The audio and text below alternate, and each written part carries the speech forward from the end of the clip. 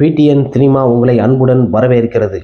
Captain Vijayakanth அவர் மகனை வைத்து சண்முக பாண்டியன் அவரை வைத்து இயக்குனர் அன்பு அவர்கள் படைத்தலைவன் என்ற படத்தை இயக்கி கொண்டிருக்கிறார். அந்த படம் பாதி அளவு நிறைவேற பெற்றது.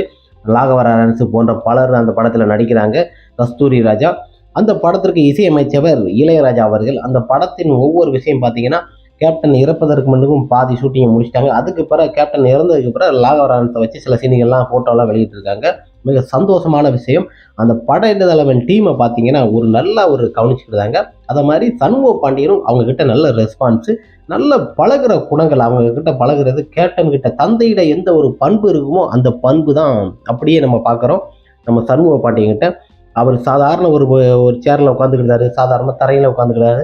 மற்றவங்கள மாதிரி கேரவனம் அதுவும் எதுவுமே எதிர்பார்க்காம அந்த இடத்துல இருக்காரு.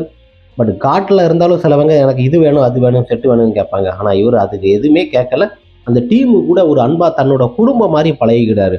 கேப்டன் ஆரம்ப காலத்தில் இப்படி தான். 2 படங்கள் நடித்த பிறகு எல்லாரும் கூடயும் பழகும் போது அவங்க கூட ஒரு எளிமையாக பழகி வந்தவர் தான் நமது கேப்டன் விஜயகாந்த் அவர்கள்.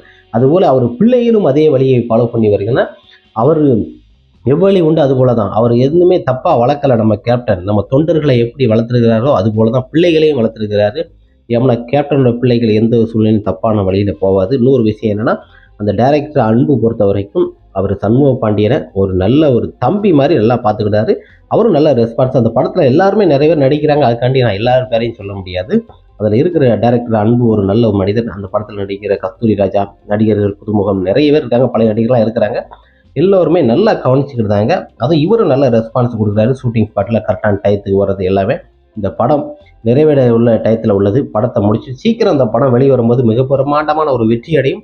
நம்ம அந்த சந்தோஷத்துக்கு தான் காத்திருக்கிறோம். படைத்தலைவன் பெரிய ஒரு படைத்தலைவனா மிகப்பெரிய ஒரு வெள்ளி விழா கொண்டாடும் நம்ம கட்டாய எதிர்பார்ப்போடு இருக்கு.